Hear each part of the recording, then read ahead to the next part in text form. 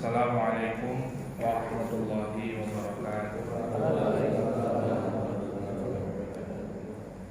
Alhamdulillah wassalatu wassalamu ala Rasulillah. Asyhadu an la ilaha illallah wahdahu la syarika lah wa asyhadu anna Muhammadan abduhu wa rasuluhu la nabiyya ba'dah. Rabbi shrah li sadri wa yassir li amri wa hlul 'uqdatam min lisani yafqahu qawli. Mari kita awali sirah kita malam hari ini dengan bacaan basmalah. Bismillahirrahmanirrahim. Kita lanjutkan bahasan kita sahabat mulia Bilal bin Rabah.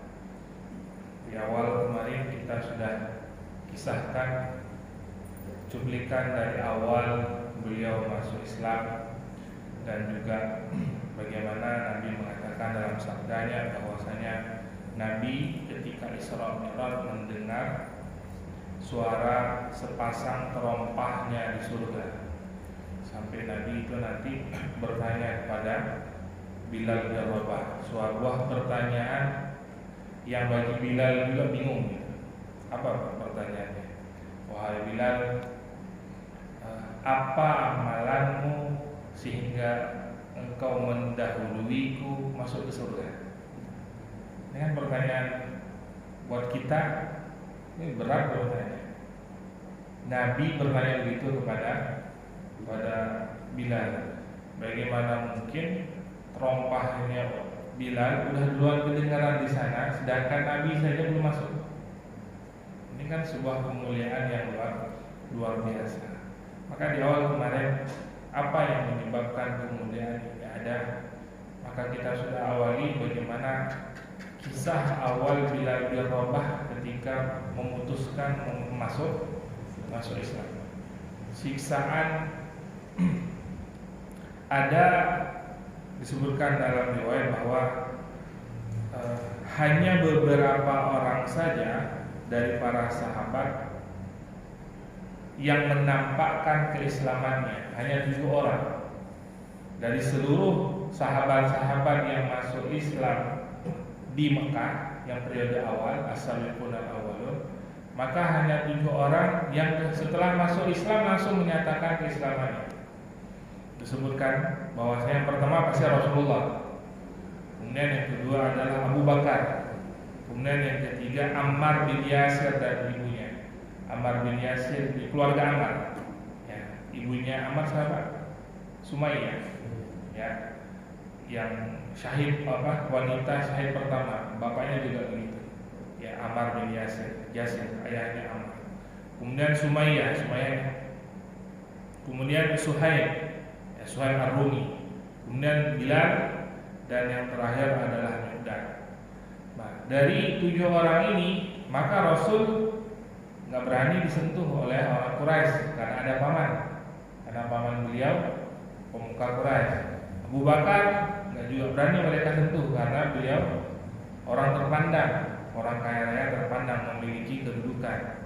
Nah, adapun yang lainnya, Ammar, Sumayyah, kemudian termasuk Bilal, Miqdad, Suhaib Ar-Rumi, itu semuanya ini orang-orang bawah semua, Pak. Yang ketika mereka menyatakan keislamannya, siksaannya luar biasa. Kemarin kita lihat bagaimana beratnya siksaan Bilal, ditarik, dicambuk, bahkan diikat di lehernya, kemudian digiring ke kota Mekah. Siapapun yang lain boleh mukul, kalau membunuh pun boleh. Artinya begitu nggak ada harganya, begitu dihinanya beliau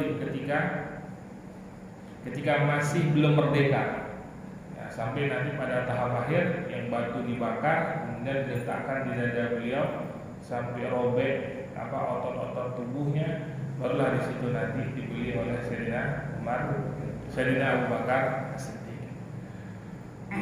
Maka setelah beliau dimerdekakan, dibeli oleh Sayyidina Abu Bakar, dan Sayyidina Abu Bakar langsung memerdekakan Bilal bin Rabah.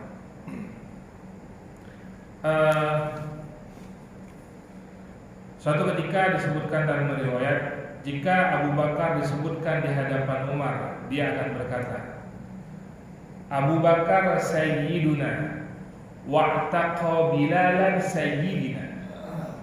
Abu Bakar itu adalah Sayyid. Sayyid itu pemimpin, sebuah penghormatan kepada seseorang maka akan dipanggil Sayyid, pemimpin.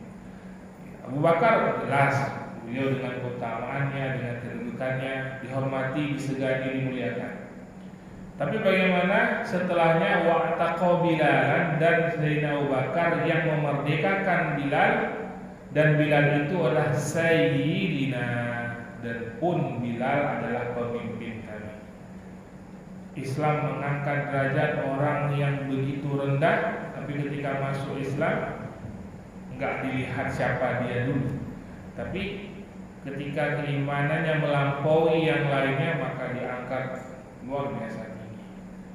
Maka dalam Islam nggak ada coba bicara masalah harta, kedudukan, nggak ada. Semuanya bicara tentang keimanan. Kemudian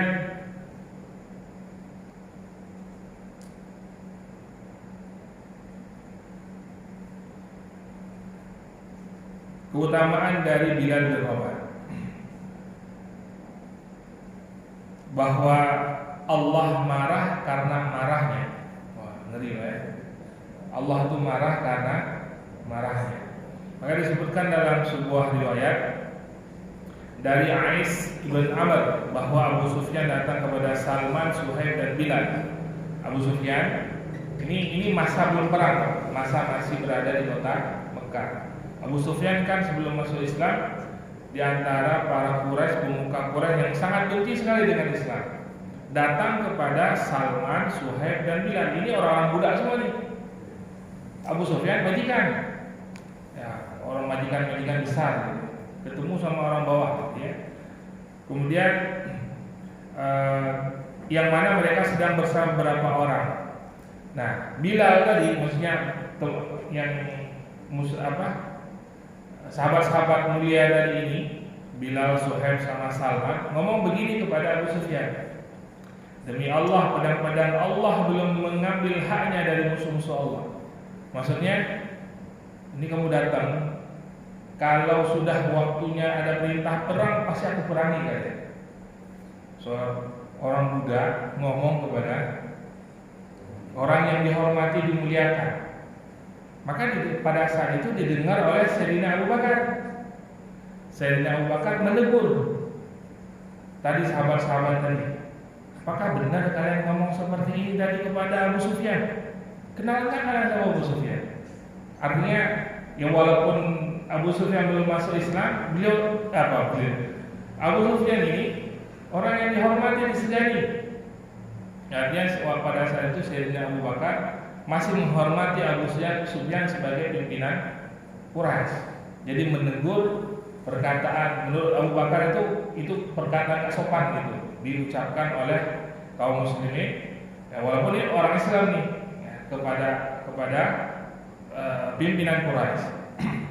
Maka Sayyidina Abu Bakar bercerita kepada Rasulullah tentang kejadian itu. Maka kata Nabi, "Ya Abu Bakar, la'allaka a'dabtahum, la in kunta a'dabtahum laqad a'dabta rabbak." Wahai Abu Bakar, semoga saja ucapan kamu tadi itu tidak membuat mereka marah. Andai saja mereka marah, maka Allah akan marah denganmu. Kalau Allah marah kan ngeri ya. Kalau Allah marah kan ngeri. Maka Sayyidina Abu Bakar ketakutan, Pak. Ketakutan dengan perkataan Rasul. Langsung setelahnya balik ketemu dengan Bilal, Salman dengan Suhaib. Kalian tersinggung nggak tadi saya ucapkan kata-kata tadi? Enggak marah. Kalau kami nggak marah. Semoga Allah memaafkanmu wahai Abu Bakar. Lihat Pak, budaknya mantan budak yang kemarin dimerdekakan oleh Sayyidina Abu Bakar. Begitu mulianya Islam di sini Pak. Kita lihat bagaimana kedudukan orang-orang yang dimuliakan dalam Islam. Kemudian keutamaan lagi dari Bilal adalah ketika kita umat manusia, kita yang beriman pasti merindukan surga, ya. Kita semua merindukan surga. tapi ada beberapa orang yang surga rindu dengan mereka. Kita lomba-lomba pengen masuk surga, ada beberapa orang yang surganya yang rindu dengan dia. Jadi gimana tuh Pak? Kayak kita gini, lagi senang dengan seseorang, tapi orangnya senang sama orang lain. Nah, jadi bagaimana surga kalau dengan kita yang akan berusaha ingin mengumpulkan amal gitu biar bisa masuk ke dalamnya. Tapi ini beberapa sahabat disebutkan dalam riwayat dari Nabi SAW, istaqatil jannatu ila thalatha. Surga itu rindu kepada 3 orang. Aliin wa Ammarin wa Bilalin wa Balalin. Surga itu rindu kepada Ali, Sayyidina Ali. Kemudian Ammar, di sini berarti Ammar bin Yasir. Ammar, kemudian yang ketiga adalah wa Balalin, wa Bilal. Bilal. Ya, surga itu rindu berat nih dengan 3 orang ini. Nah, pastinya Sayyidina Ali sudah kita kisahkan Pak ya, terkait kemuliaan Ammar dan belum. Ammar belum. Nah, ini Bilal. Kita lihat bagaimana perjuangan Bilal. Nah, maka pantas rasanya surga pun rindu dengan orang-orang mulia seperti ini. Kemudian pernah satu ketika Nabi datang ke rumah Bilal. Ketika datang ke rumah Bilal, maka Nabi temukan di pojokan rumah Bilal itu ada kantong yang berisi kurma. Nabi nanya, wahai Bilal, apa itu? Kata Nabi, apa itu Bilal? Kata Bilal, itu kurma ya Rasulullah, untuk hidangan kedatangan engkau datang ke rumah. Artinya Bilal udah tahu nih Nabi mau datang dengan beberapa sahabat, maka Bilal nyimpen nih kurma. Kemudian Nabi berkata, apakah engkau tidak takut ia menjadi uap api neraka? Nah, ngapain disimpan? Karena Bilal itu punya sebuah kebiasaan juga apa? Ketika dia punya, dia infak. Ketika dia memiliki sesuatu, kalau ada cukup untuk dia makan, selebihnya diberikan. Nah, maka ketika dia simpen, Nabi mengatakan, apa kamu tak takut tuh nanti jadi uap api neraka? Maka seketika itu setelah disampaikan oleh Nabi seperti itu, maka langsung Bilal menginfakkan kurma tadi yang ada di pojokan rumahnya ini. Nah, dan Nabi mengatakan, dan jangan takut miskin dari pemilik Arash. Ada sebuah kalimat baca dari postingan gitu ya, seorang penjual pakai gerobak jual di pasar gitu, di Timur Tengah ya, pakai gerobak kayu didorong gitu. Ditulis di situ, kaifa khafu minal faqri wa ana abdul ghina. Apa bahasa Indonesia? Kaifa akhafu anil faqri. Kenapa aku harus takut dengan kefakiran? Kenapa aku harus takut dengan kefakiran? Sedangkan aku ini adalah abdul ghina, hamba dari yang maha kaya. Paham nggak? Nggak perlu takut kita tentang masalah harta itu, karena kekayaan itu semuanya milik Allah. Kaifa akhafu ma'anil faqri wa ana abdul ghina. Kemudian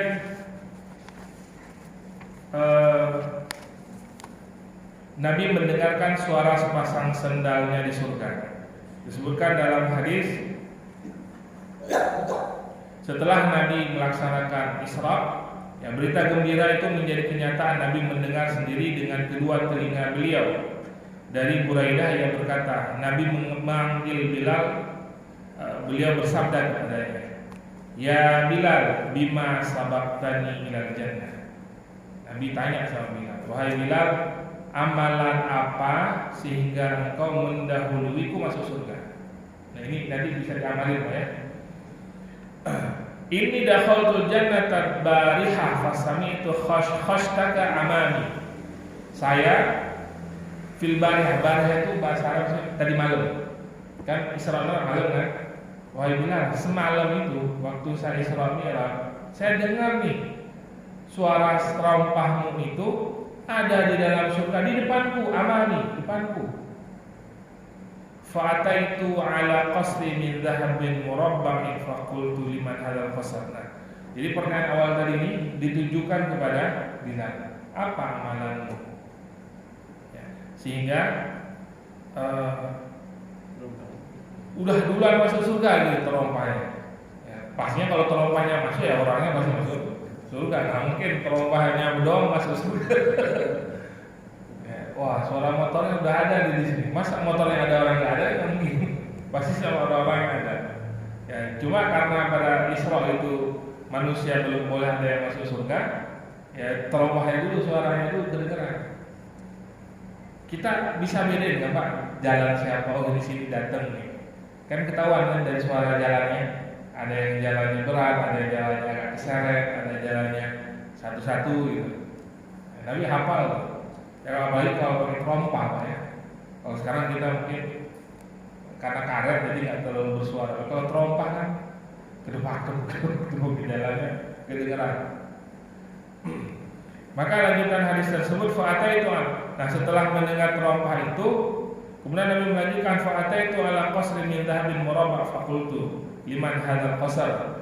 Nah setelah mendengar itu Nabi melihat saya mendatangi fa'ataitu ala qasrin, saya mendatangi ada istana di dalam surga tersebut yang terbuat dari emas. Yang berbentuk persegi murabba. Istana terbuat dari emas. Jangan tanya apa ini emas antam atau emas ini jangan. Ini dari emas. Ya. Kemudian aku tanya kepada malaikat, liman hadzal qasr? Ini punya siapa nih istana ini? Kemudian qalu li rajulin minal Arab. Yang punya istana itu laki-laki dari Arab. Kata Nabi, ana Arabiyyun, saya orang Arab. Kemudian liman hadzal qasr? Punya siapa nih? Jadi kan langsung disebutin punya si fulan kan. Punya siapa nih istana? Qalu li rajulin min Quraisy. Punya orang Quraisy. Terus Nabi bilang lagi, wa ana Quraisy, saya juga Quraisy. Arab terus Quraisy. Liman hadzal qasr? Nabi masih penasaran. Punya siapa sih ini istana gitu? Terus malaikat itu jawab, baru setelahnya, Umar bin Khattab. Istana itu punya Sayyidina Umar bin Khattab. Faqala Bilal. Kemudian aku berkata,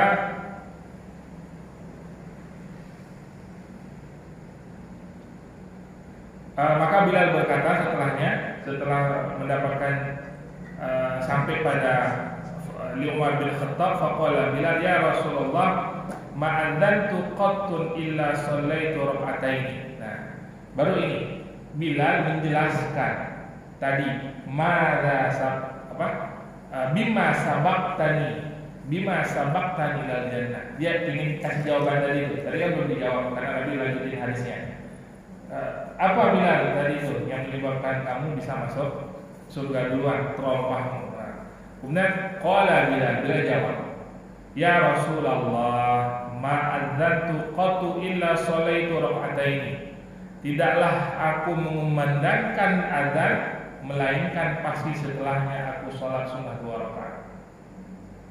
Di setiap kali selesai adzan pasti beliau sholat sunnah 2 rakaat. Yang kedua, wa ma asobani hadathun qattun. Kalau ada kata qattun tuh artinya enggak pernah sama sekali. Enggak pernah sama sekali ketika aku berhadas, artinya batal wuduku, illa tawaddatu indaha. Pasti aku langsung wudu lagi. Dawamul wudu.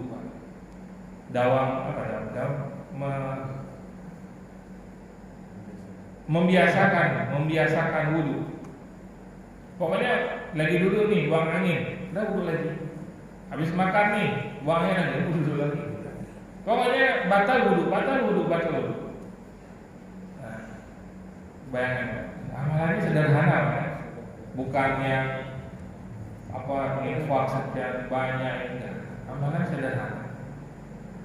Faqala Rasulullah, dan Rasul melanjutkan, bihada, itu sebabnya kenapa engkau mendahuluiku, suara teropahmu mendahuluiku masuk surga. Dawamul wudu. Nah, nanti jangan tanya lagi kayak kemana ya. Terus kalau mau tidur sentuh istri nanti batal lagi. Ya udah, pokoknya pas mau masuk kamar wudu, udah, mau setelahnya batal nanti beda cerita. Masa orang tidur tetap wudunya ada kan, nggak mungkin. Nggak pasti, kalau tidur pasti batal. Berikutnya hadis dari Abu Hurairah bahwa Nabi bersabda kepada Bilal pada sholat subuh, "Ya Bilal, hadithni bi arja amalin amiltahu fil Islam." Ini dalam hadis yang lain disebutkan, "Wahai Bilal, beritahukan kepadaku amalan apa yang paling bisa diharapkan dalam Islam yang telah engkau amalkan." Fa ini sami'tu dafana 'alaika baina yadayya fil jannah, dan aku sungguh telah mendengar suara terompah sendalmu di hadapanku, baina yadayya. Jadi Nabi bukan mendengar dari kejauhan, tapi memang ya seperti di depan saya, fil jannah, di dalam surga. Kemudian Bilal menjawab, qala ma amiltu amalan arja 'indi. Aku tidak mengamalkan suatu amalan yang menurutku paling bisa diharapkan. Min anni lam atatahhar tuhuran fi sa'atin min lailin aw naharin illa sallaitu bidzalika tuhur ma kutiba li an usalliya. Aku tidak mengamalkan suatu amalan. Maksudnya ini Bilal menjawab dengan kerendahan. Maksudnya nggak ada yang spesial banget, nggak ada.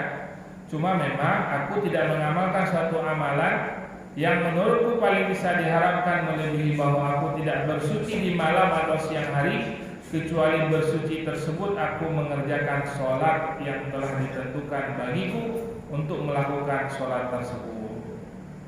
Beliau tiap selesai itu sholat. Ada kan Pak sholat sunnah?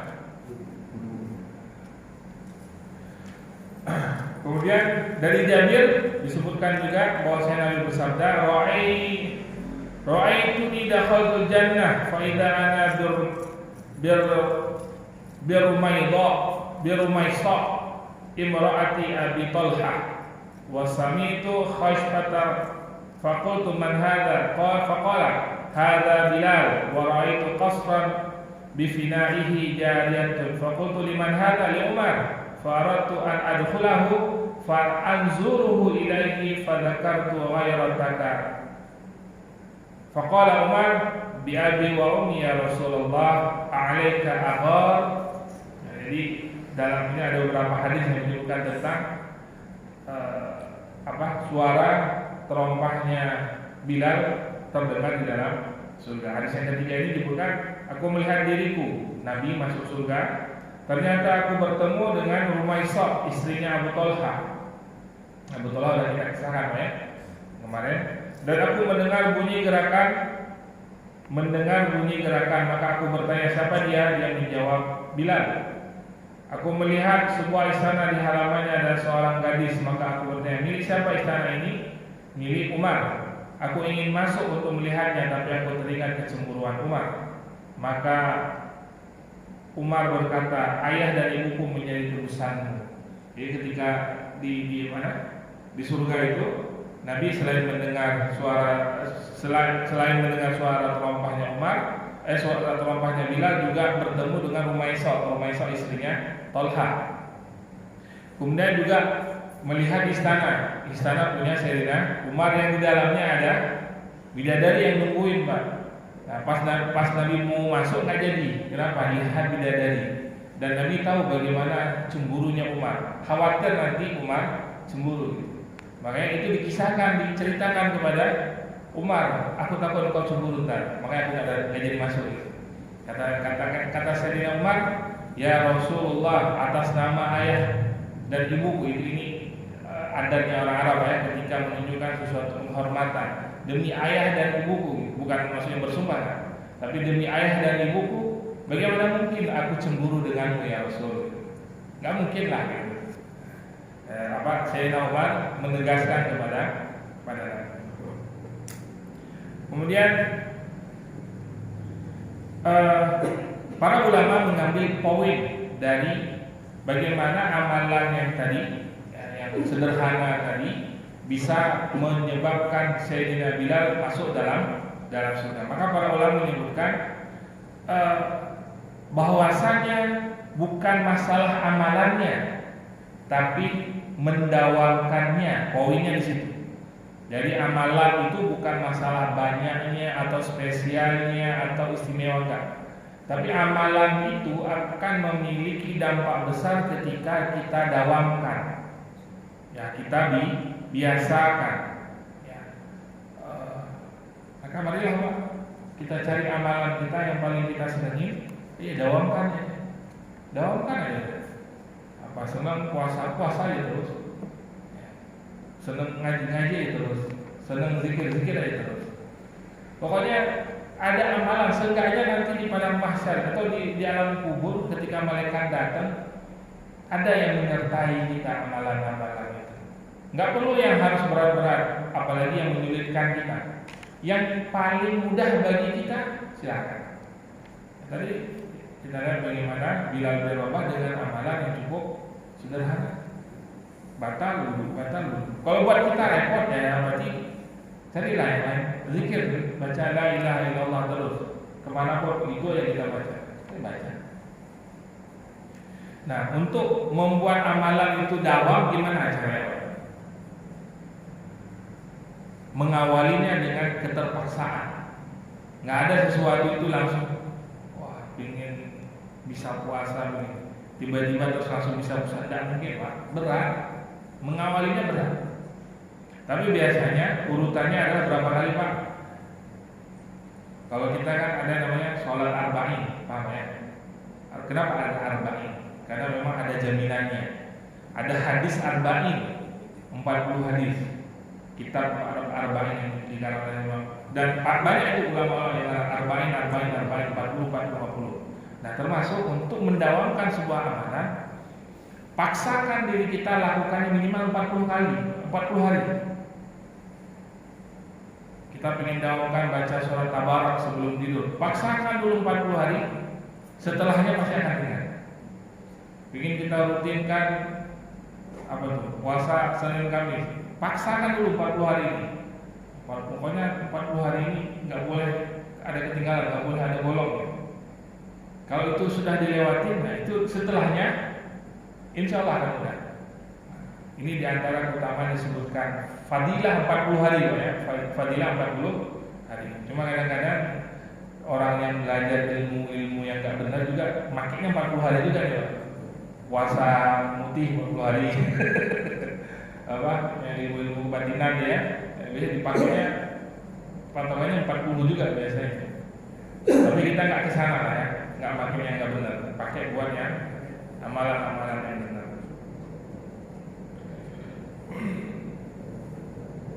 Kemudian hijrahnya Bilal ke Madinah. Ketika Allah telah mengizinkan Nabi untuk melakukan hijrah yang penuh dengan keberkahan ke Madinah, Bilal hijrah bersama orang-orang yang hijrah dari kalangan sahabat. Jadi Bilal sudah hijrah duluan.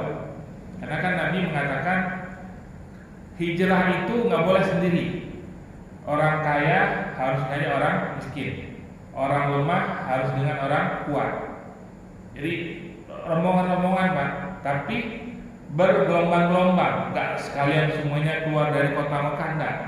Sembunyi-sembunyi Pak, karena orang Mekah sendiri menghalang-halangi kaum muslimin yang dari dalam kota Mekah keluar dari kota Mekah. Contohnya kayak seperti ketika Nabi sahabat hijrah ke Habasyah itu kan dikejar, diutus Amr bin As ke Raja Najasyi untuk negosiasi supaya dikembalikan. Nah begitupun ketika yang kisah ini Pak, yang kisah ibu yang tengah malam naik ke atas gunung terus ketemu dengan Sayyidina Umar gitu ya. Katanya, wahai Umar, kami ini pengen beribadah di Mekah nggak boleh, kalian larang. Kami keluar pun kalian larang. Kalian maunya apa sih?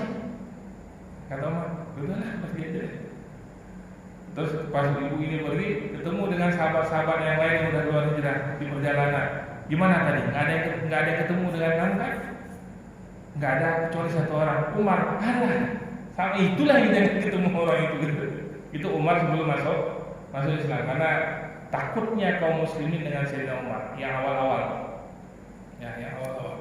Nah maka Sayyidina Bilal hijrah bersama dengan para sahabat-sahabat tersebut.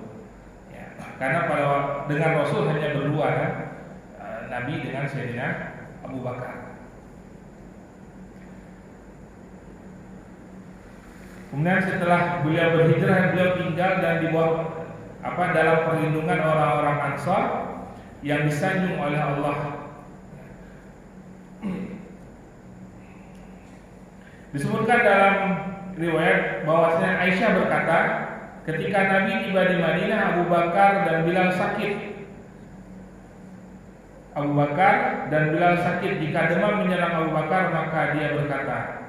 Nah ini kan Madinah itu dulunya ada penyakit pandemi ini dulu, endemik berarti. Sakit endemik Madinah itu diantaranya itu sakit panas, demam. Jadi orang masuk sana kena demam. Ya maka ketika Sayyidina waktu Sayyidina Abu Bakar Bilal sakit, di situ nanti Nabi berdoa, tolong ya Allah pindahkan sakit demam ini ke Juhfa. Juhfa itu daerah yang jauh gitu. Jadi memang ada beberapa tempat ya yang kalau orang datang ke sana ada kayak misalkan kalau ke Papua orang takutnya kan sama malarianya, nyamuk malarianya, takut gitu. Nah ini di Madinah mereka takut karena penyakit endemik itu tadi yang menyebabkan para sahabat pada sakit. Makanya Nabi mendoakan supaya sakit tersebut pindah ke Juhfa. Kata Nabi, ketika para sahabat sudah sampai ke Madinah, Nabi berdoa, Allahumma habib ilaina al-Madinah ka hubbina Makkah aw ashadda. Ya Allah, jadikanlah Madinah kota yang kami cintai sebagaimana kami mencintai kota Mekah atau lebih lagi. Artinya lebih besar cintanya kepada kota Madinah. Allahumma barik lana fi sa'ina, ya Allah berikan keberkahan dalam sok kami. Wa fi muddina, dan dalam mud. Sok dan mud ini kalau kita hari ini timbangan maksudnya, kilogram kami. Kalau kita kan timbangnya dengan kilo. Kalau di sana timbangnya dengan sok ataupun dengan mud. Satu sok itu 4 mud. Satu sok untuk takarannya seperti zakat fitrah Pak. Kan satu sok ukurannya 4 mud. 1 mud tuh ini 2 tangan orang dewasa. 1, 2, 3, 4. Nah itu hitungannya satu sok. Wasahihha lana, dan jadikannya sebagai tempat yang sehat bagi kami. Waqul hummaha, dan pindahkan penyakit demam yang ada di kota Madinah ini ila Juhfa, ke tempat yang namanya ke Juhfa, ini sebuah tempat ya. Nabi mendoakan. Setelah itu baru di Madinah udah gak ada lagi penyakit endemik itu. Kemudian awal mula azan, ketika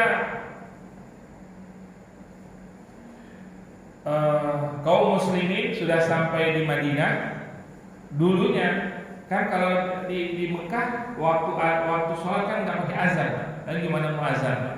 Ketahuan sholat aja kena pukul, ya disiksa oleh penduduk Quraisy, oleh orang-orang Quraisy. Maka belum ada perintah di sana. Maka ketika sampai di Madinah, para sahabat kumpul-kumpul nih, gimana nih untuk menandakan waktu kita azan, waktu kita sholat. Maka muncul ide, ya udah pakai lonceng, seperti orang-orang Nasrani. Orang Nasrani kan di gereja kan manggil untuk ibadah kan kayak lonceng. Enggak, itu nanti menyerupai itu orang Nasrani. Kemudian muncul lagi ide, udah pakai trompet. Ini seperti ibadahnya orang Yahudi. Yahudi kalau mau ibadah pakai trompet manggil. Maka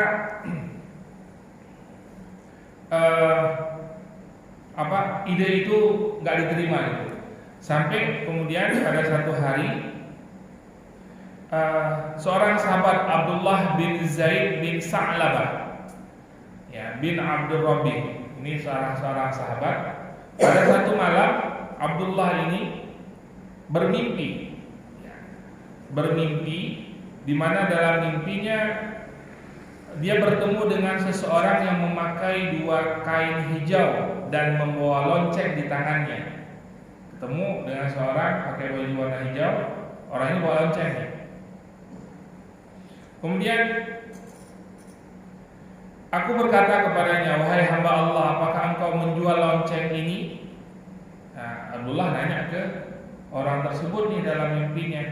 Dia bertanya, apa yang kau lakukan dengannya? Ngapain beli lonceng ini buat apa? Aku berkata, kami menggunakannya untuk memanggil sholat. Rencana ini mau pakai buat sholat nanti. Dia berkata, orang tadi yang pakai baju hijau, maukah aku tunjukkan yang lebih baik daripadanya? Ingin nggak aku ajarin yang lebih baik daripada lonceng tadi? Maka aku bertanya apa itu. Dia berkata, engkau mengucapkan lafaz azan Allahu Akbar, asyhadu an la ilaha illallah, sampai akhir. Diajarkan oleh orang yang berbaju hijau tadi ini kepada Abdullah. Paginya Abdullah datang kepada Rasul. Ya Rasulullah, aku bermimpi begini. Kata Nabi, nah, itulah azan kita ajarkan, sampaikan kepada Bilal. Maka pada saat itu Bilal lah orang yang pertama sekali mengumandangkan azan. Jadi kisah azan pun ada banyak, nggak asal sembarang tiba-tiba azan begitu aja, enggak. Maka Bilal lah orang yang pertama sekali mengumandangkan azan. Kita lihat sedikit apa keutamaan azan, apa keutamaan muazzin, Pak. Di antara doa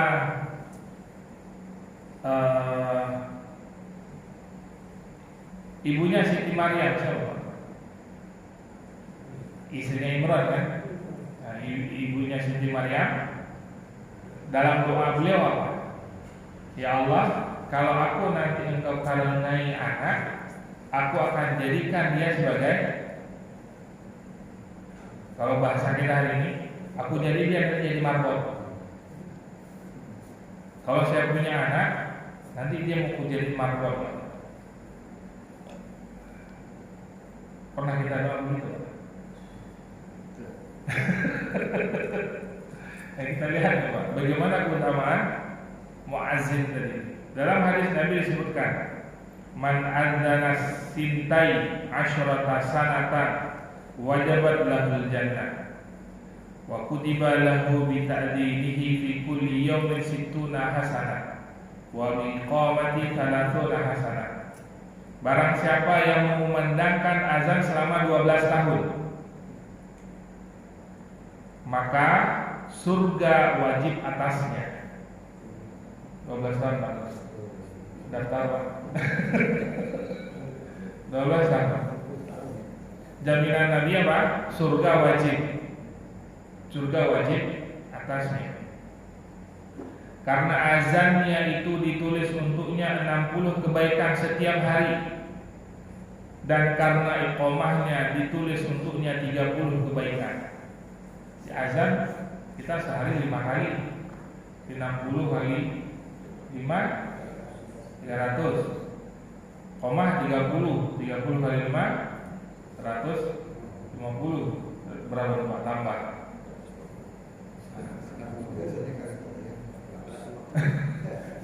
Ini kalau pakai kali-kali manusia biasa Pak, kali-kali kita aja udah banyak gitu ya. Tapi kalau kali-kali Allah kan nggak segitu cuma pasti lebih banyak lagi. Ini jaminan kita Pak. Maka kalau anak-anak entah merantau, udah jangan jauh dari masjid lah, mabok juga nggak apa-apa lah Pak. Untuk awal-awal gitu ya, dekat dengan masjid. Nah. Kemudian disebutkan dalam hadis lain, al-mu'adzinu yughfar lahu madda sautihi wa ajruhu mislu ajri man shalla ma'ahu. Muazzin itu diampuni sejauh jangkauan suaranya. Speakernya gede Pak.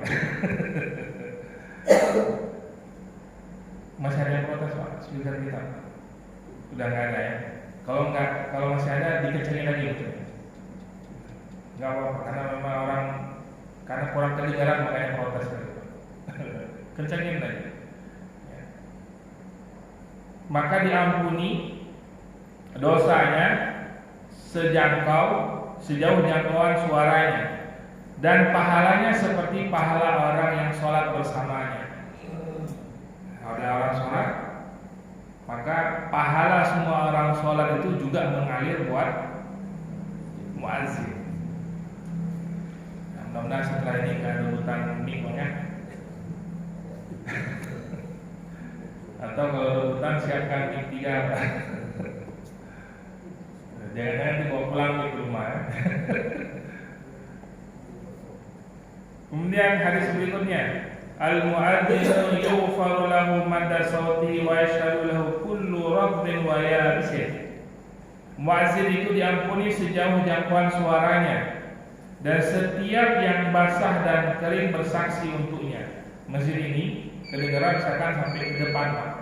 Seluruh pohon tanaman, baik yang masih hijau ataupun yang sudah jatuh kering, itu nanti di akhirat akan bersaksi. Ada berapa banyak pohon di sini? Azan siapa mau?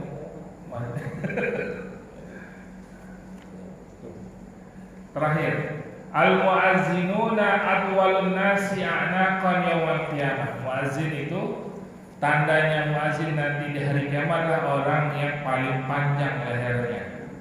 Kelihatan muazzin. Tapi jangan dibayangkan seperti yang hari ini kita kan ada tuh Pak yang leher panjang cuma pakai besi itu. Tapi jangan, enggak maksudnya aneh enggak. Tapi menunjukkan kemuliaan, menunjukkan keutamaan muazzin nanti di hari akhirat. Baik, masih kita lanjut nanti bahasan berikutnya bagaimana kiprah Bilal dalam peperangan bersama dengan Rasulullah sampai nanti dalam perang Badar itu kan Umayyah majikannya dulu itu kan ditangkap gitu ya, ditangkap oleh salah sahabat. Kemudian Bilal lihat itu kalian ingin tahu kan orang-orang Madinah nggak kenal sama Umayyah. Tapi cerita Bilal disiksa itu semua orang tahu. Kalian ingin tahu siapa duluan siksa? Itu orang. Tapi udah ditangkap oleh salah seorang sahabat, ingin dibunuh gitu ya. Kata sahabat yang nangkepinnya ini, karena udah dijanjiin, kamu tangkap aku aja, nanti aku kasih kamu tebusan yang banyak. Kata para sahabat yang lain, enggak boleh dibunuh kok, kan belum di hadapan Nabi. Ini masih dibawa, masih dijaga sampai nanti orang Umayyah disuruh tidur, ditindihin badannya gitu oleh para sahabat, dipakai tombak dari bawah Pak. Wah, mati kan. Dari situ matinya Umayyah bin Khalaf, dia mati di perang Badar. Insyaallah nanti kita lanjutkan pada bahasan berikutnya. Wallahu a'lam bishawab. Assalamualaikum warahmatullahi wabarakatuh.